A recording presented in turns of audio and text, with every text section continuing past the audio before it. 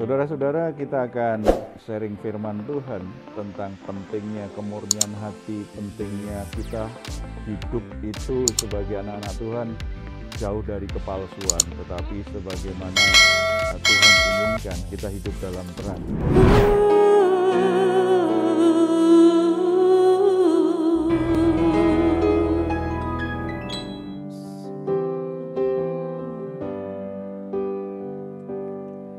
Jika kepahitan hidup menyerah, yakinlah bahwa masih banyak orang yang bekerja untuk kebaikan demi merajut dunia baru dalam kerendahan hati mereka.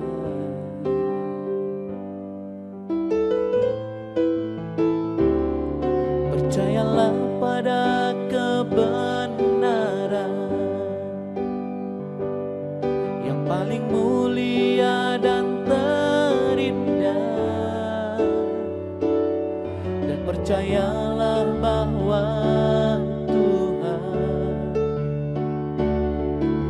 sedang merancangkan segalanya menuju pelukan kasih-Nya yang suci. Tuhan tak pernah mengecewakan, Dia setia dengan janji-Nya. Dia ingin benih yang ditanamnya untuk mekar dan berbuah. Dia telah menitipkan segelintir kebenaran untuk semua manusia. Tuhan tak pernah mengecewakan, Dia setia dengan janji-Nya. Dia ingin benih yang ditanamnya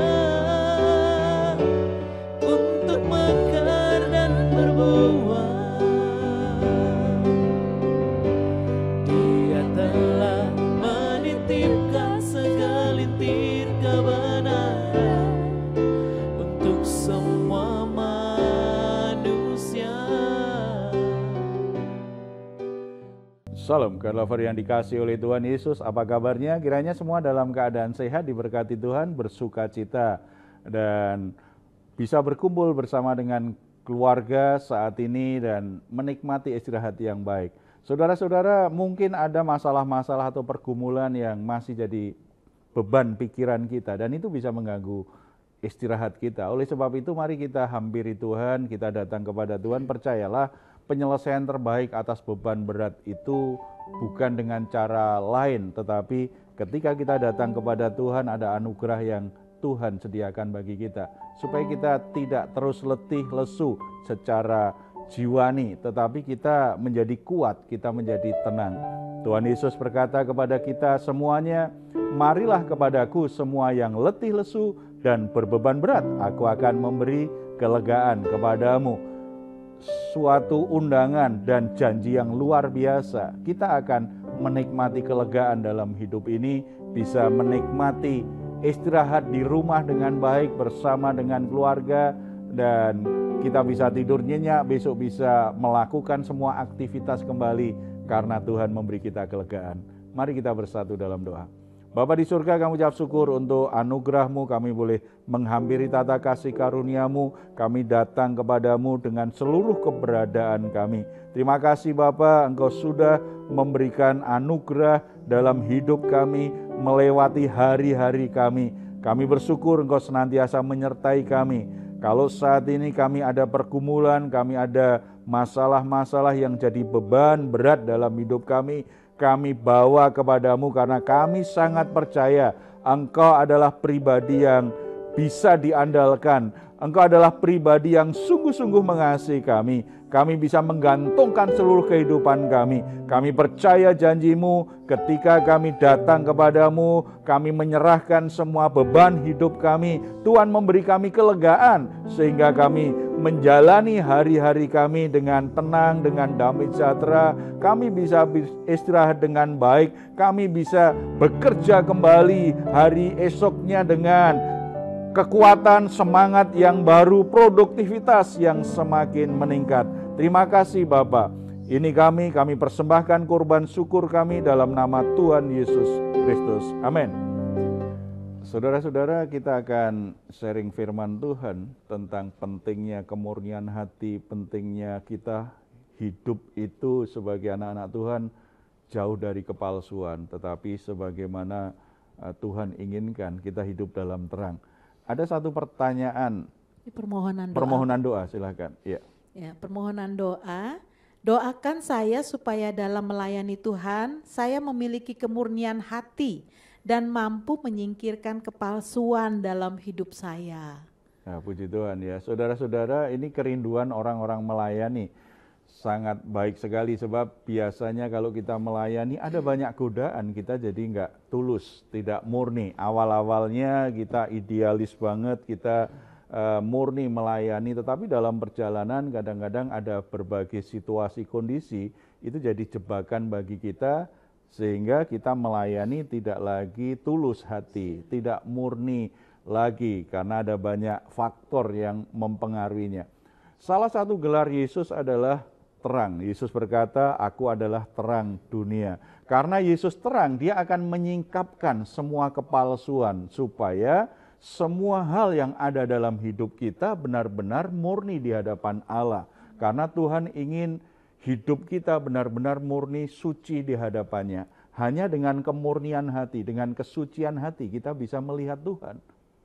Lewat kehidupan kita, terlebih ketika kita ada dalam ibadah, kita akan melihat Tuhan karena apa? Hati kita suci. Tetapi kalau kita penuh kepalsuan, walaupun kita beribadah seminggu 7 kali, kita sepertinya tidak akan melihat kehadiran Allah. Itu hanya sekedar rutinitas semata. Kita akan lihat firman Tuhan dari Yohanes pasal 8 ayat 37 sampai 59. Di sana Yesus sedang menyampaikan kebenaran kepada sekelompok orang yang mengaku dirinya adalah anak-anak Abraham. Berarti orang-orang yang sangat rohani nih, orang-orang yang sangat spesial karena keturunan dari orang yang dipilih oleh Tuhan. Di situ Tuhan membongkar segala kepalsuan mereka yang merasa dirinya lebih suci, lebih terhormat dari orang lain, lebih rohani dari orang lain. Ada beberapa hal yang dibongkar oleh Yesus. Yang pertama, kebanggaan palsu. Kalau kita baca ayat 37 sampai 40. Aku tahu bahwa kamu adalah keturunan Abraham, tetapi kamu berusaha untuk membunuh aku karena firman-Ku tidak beroleh tempat di dalam kamu. Apa yang kulihat pada Bapa, itulah yang kukatakan, dan demikian juga kamu perbuat tentang apa yang kamu dengar dari bapamu. Jawab mereka kepadanya, Bapa kami ialah Abraham. Kata Yesus kepada mereka, jikalau sekiranya kamu anak-anak Abraham, tentulah kamu mengerjakan pekerjaan yang dikerjakan oleh Abraham. Tetapi yang kamu kerjakan ialah berusaha membunuh aku. Aku seorang yang mengatakan kebenaran kepadamu, yaitu kebenaran yang kudengar dari Allah, pekerjaan yang demikian tidak dikerjakan oleh Abraham. Jadi orang-orang yang mengaku keturunan Abraham ini membanggakan dirinya bahwa aku ini keturunan Abraham. Lalu Yesus tunjukkan kalau kamu sungguh-sungguh keturunan Abraham, secara lahiriah mungkin oke, iya itu kamu keturunan Abraham, tetapi di hadapan Allah, keturunan Abraham sejati adalah orang-orang yang mengerjakan apa yang dikerjakan oleh Abraham. Sementara Yesus tadi kan berkata, engkau tidak mengerjakan, engkau tidak peduli dengan apa yang aku firmankan. Ini orang-orang begitu bangga dengan statusnya, latar belakang keluarganya. Aku keturunan orang suci, tetapi hidup dia sangat tidak suci, penuh dengan berdosa, penuh dengan kesombongan. Bukankah ini kebanggaan palsu? Yang dia banggakan adalah leluhurnya. Yang dia banggakan adalah nenek moyangnya. Kebanggaan yang palsu, merasa dirinya rohani, merasa dirinya suci, padahal tidak hidup dalam kesucian itu. Hidupnya sama sekali tidak rohani. Kalau dia hidup suci, kalau dia hidupnya rohani, pasti kan responnya positif sekali terhadap firman Tuhan. Tetapi mereka tidak peduli, bahkan ingin membunuh Yesus. Ini menjadi sebuah gambaran kalau dalam kehidupan kekristenan kita di masa kini. Orang-orang Kristen yang bangga tentang kakeknya, neneknya, yang aku ini dari kecil sudah keluarga Kristen. Turun-temurun aku Kristen. Bahkan dulu kakekku itu yang membangun gereja. Kakekku dulu pendetanya. Kakekku dulu yang memberitakan Injil. Itu masa lalu. Itu kebanggaan yang palsu. Masalahnya sekarang orang-orang yang bangga dengan leluhurnya, bangga dengan kakek moyangnya ini, apakah dia juga melakukan seperti itu? Apakah dia juga memberitakan Injil? Apakah dia juga melayani Tuhan? Apakah dia juga punya komitmen mendukung pekerjaan Tuhan? Apakah dia peduli dengan pelayanan gereja yang dilakukan? Bukankah ini kebanggaan palsu?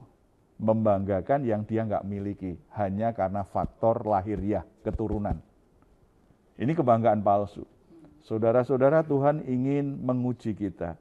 Kalau kamu bangga dengan dirimu, nggak perlu sombong. Kalau memang sungguh-sungguh kamu lakukan, nggak ada masalah. Artinya bangga, bersyukur Tuhan beri anugerah untuk bisa melayani. Bersyukur aku masih diberi kesempatan Tuhan untuk memberitakan Injil. Aku bersyukur masih diberi kesempatan Tuhan untuk bisa menolong banyak orang mengenal Tuhan. Aku bersyukur karena aku masih bisa diberi kesempatan untuk bisa mendidik anak cucuku di jalan Tuhan.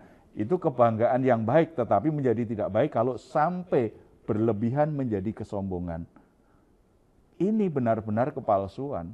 Dia hanya menyombongkan, dulu kakekku begini, dulu nenekku begini, dulu orang tuaku begini.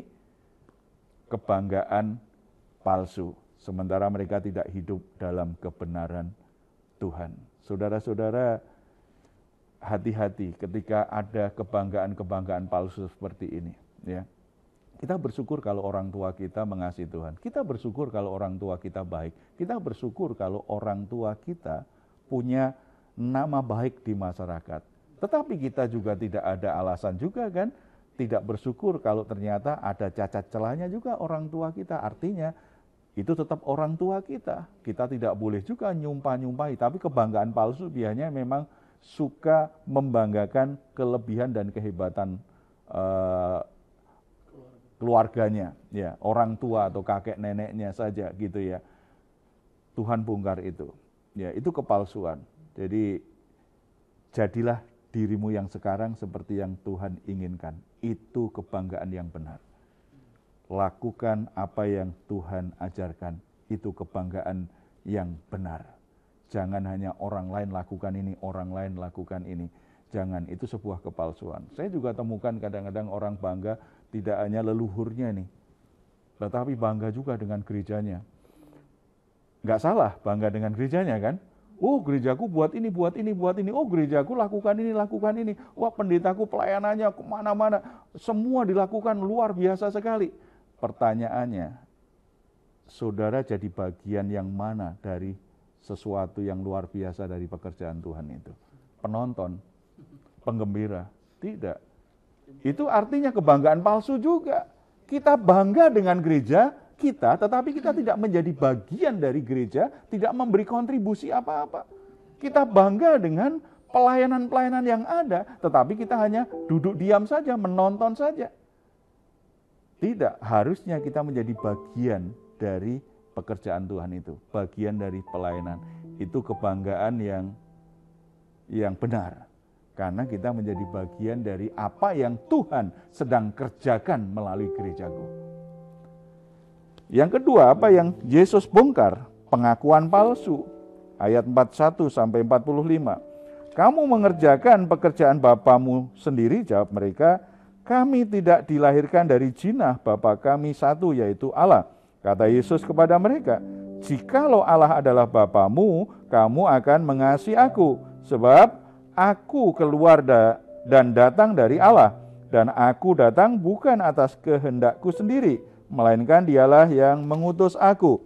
Apakah sebabnya kamu tidak mengerti bahasaku? Sebab kamu tidak dapat menangkap firmanku. Iblislah yang menjadi bapamu, dan kamu ingin melakukan keinginan-keinginan bapamu.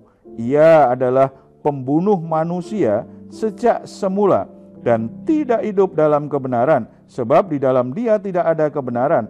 Apabila ia berkata dusta, ia berkata atas kehendaknya sendiri, sebab ia adalah pendusta dan bapa segala dusta. Tetapi karena aku mengatakan kebenaran kepadamu, kamu tidak percaya kepadaku. Sebuah pengakuan yang palsu karena mereka menganggap bahwa dirinya adalah anak-anak Allah. Iblis ternyata menjadi bapak mereka, bukan Allah. Yesus membongkar kedok kepalsuan mereka.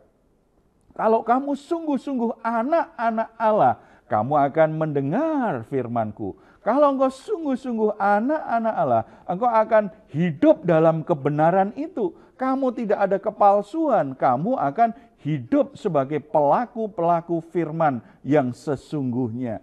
Karena kalau orang suka bohong, orang suka kepalsuan, itu bapaknya iblis. Iblis itu bapak tukang bohong. Pendusta itu iblis. Jadi kalau orang berkata, aku benar, aku orang benar, aku anak-anak Allah, harusnya dia melakukan kebenaran. Iblis bapak pendusta, bapak segala dusta. Allah adalah kebenaran, sumber kebenaran. Yesus adalah kebenaran. Makanya kalau orang tidak hidup dalam kebenaran, tidak melakukan kebenaran yang diajarkan oleh Allah, kemungkinannya hanya satu, dia berdusta. Bapak segala dusta adalah iblis. Yesus membongkar ini. Kelihatannya mereka kata-katanya bagus, mereka referensinya ayat bagus, tetapi mereka tidak melakukan. Bahkan sebenarnya menyangkal kebenaran, menolak Yesus, kebenaran sejati itu. Itu sebuah dusta. Sebagai orang percaya, kita harus menguji apakah kita sungguh-sungguh sesuai. Dalam Yesus Kristus kan kita diberi kuasa menjadi anak-anak Allah. Puji Tuhan, karena kita punya status yang begitu mulia. Cuma, apakah kita hidup dalam kepalsuan atau kita menjalani hidup kita itu sebagai anak-anak Allah dalam kebenaran? Itu sebuah pertanyaan yang harus kita selalu tanyakan pada diri kita sendiri. Saudara, kebanggaan kita sebagai anak-anak Allah karena kita bisa melayani Bapa. Karena kita bisa melakukan kebenaran Allah kita. Ada sebagian orang Kristen dikit-dikit, kita kan anak-anak Allah, nggak usah takut, nggak akan kekurangan, Tuhan pasti berkati, Tuhan pasti limpahkan, nggak akan jadi miskin lah, kita itu anak-anak Allah, kita pasti kaya raya, kita pasti kelimpahan, kita pasti diberkati berlimpah-limpah, tidak mungkin bisa sakit, kalau sakit itu pasti itu iblis yang bekerja itu. Semua dimanipulasi sedemikian rupa. Kalau kita sungguh-sungguh anak-anak Allah, kita menyadari kita adalah anak-anak Allah, hiduplah sebagai anak-anak Allah. Sebagaimana Allah sempurna, kita sempurna. Artinya kita itu makin lama itu semakin berubah menjadi serupa dengan Bapa kita di surga. Itu bicara tentang pertobatan demi pertobatan. Itu bicara tentang ketaatan demi ketaatan.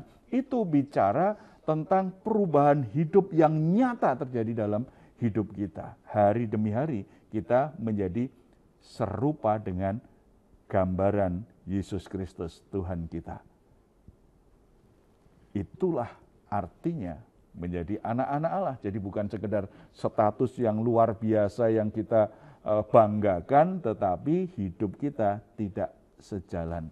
Analoginya walaupun tidak tepat sekali, misalnya anak presiden, mungkin dia bangga, saya anak presiden, tapi kelakuannya seperti preman. Kelakuannya tidak menunjukkan dia anak presiden. Kurang ajar sekali. Kelakuannya tidak baik sekali. Misalnya dia hidup dengan hal-hal yang sifat amoralitas. Dia lakukan sesuatu terlibat dan itu memalukan presiden. Kita tahu kan kadang-kadang anak-anak pejabat gitu malah jadi penjahat. Dan itu akhirnya bisa merusak karir dari orang tuanya. Itu artinya tidak sejalan. Harusnya kalau kita punya orang tua yang terhormat, kita menjaga kehormatan orang tua. Itulah artinya menjadi anak. Menjaga kehormatan, menjaga reputasi orang tua kita. Kita sebagai anak-anak Allah harusnya menghormati Allah dan menjaga reputasi Allah. Menjaga reputasi Bapa kita di surga. Supaya tidak dipermalukan orang lain karena kita jadi batu sandungan. Karena kita melakukan hal yang jahat dan buruk. Tidak. Ya. Apalagi yang dibongkar oleh Yesus. Kepalsuan apalagi? Yaitu tuduhan palsu. Tuduhan palsu. Ketika mereka mendengar bahwa Yesus begitu keras ya, berkata kepada mereka tentu saja tidak suka dengan hal itu. Tetapi apakah itu menghentikan koreksi Yesus atas mereka? Tidak. Kita baca ayat yang 46 sampai 47 dulu. Siapakah di antara kamu yang membuktikan bahwa aku berbuat dosa? Apabila aku mengatakan kebenaran, mengapakah kamu tidak percaya kepadaku? Barang siapa berasal dari Allah, ia mendengarkan firman Allah. Itulah sebabnya kamu tidak mendengarkannya karena kamu tidak berasal dari Allah. Ayat 48, orang-orang Yahudi menjawab Yesus, bukankah benar kalau kami katakan bahwa engkau orang Samaria dan kerasukan setan? Mereka menuduh Yesus, justru kamulah yang kerasukan setan. Kamu itu keturunan orang Samaria. Bagi orang Yahudi, orang Samaria itu rendah. Mereka levelnya rendah sebagai manusia. Itu orang yang keturunan orang rendahan itu. Apalagi ini Yesus kerasukan setan. Ini sebuah tuduhan palsu.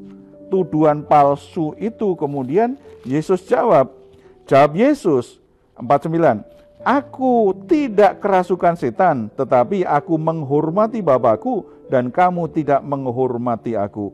Tetapi aku tidak mencari hormat bagiku, ada satu yang mencarinya dan dia juga yang menghakimi.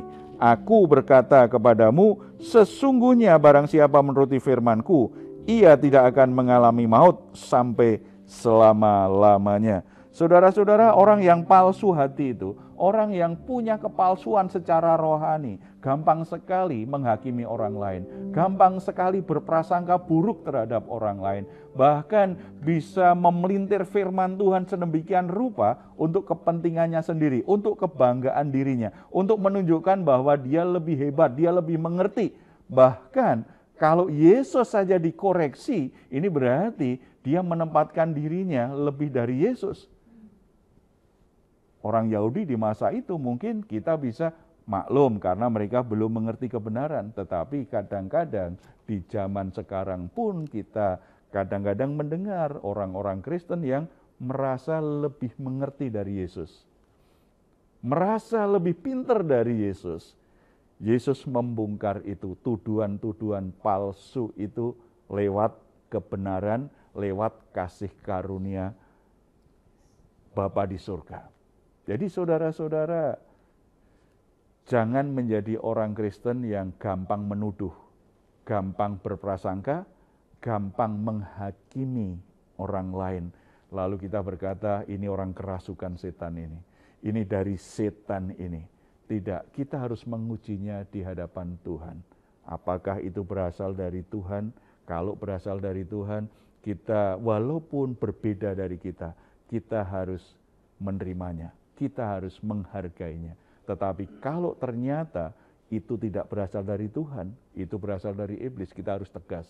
Tetapi tuduhan itu harus benar, harus berdasarkan kebenaran, bukan pandangan subjektif kita. Supaya secara rohani kita murni, tidak gampang menghakimi orang lain.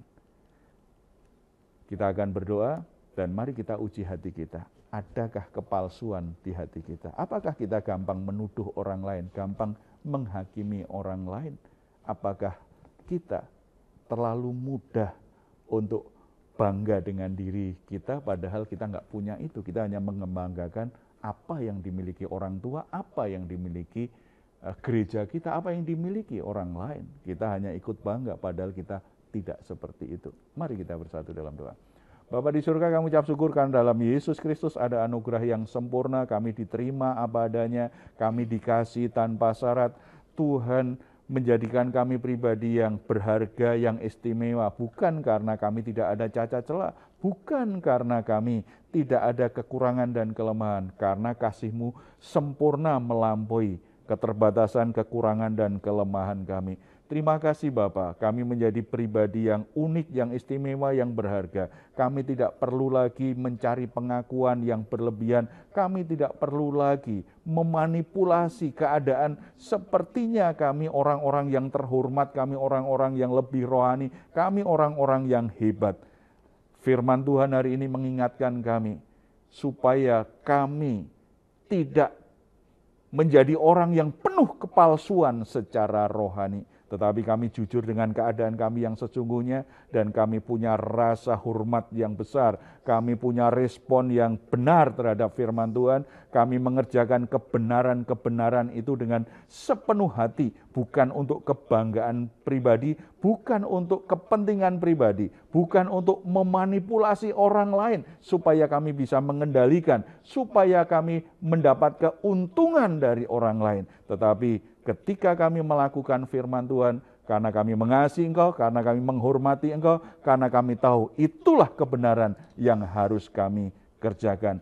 Bapa, berkati saudara-saudara kami agar mereka beribadah dengan kemurnian hati, mereka melayani dengan kemurnian hati, hal-hal yang mencemarkan hati mereka, hal-hal yang mendorong mereka untuk memiliki kepalsuan secara rohani. Roh Kudus menerangi dan Roh Kudus melembutkan hati mereka supaya mereka diubahkan, mereka dijamah oleh Tuhan, sehingga apapun yang mereka kerjakan, Tuhan melihatnya sebagai orang-orang yang benar, sebagai orang-orang yang tulus, sebagai orang yang sungguh-sungguh mengasihi Tuhan.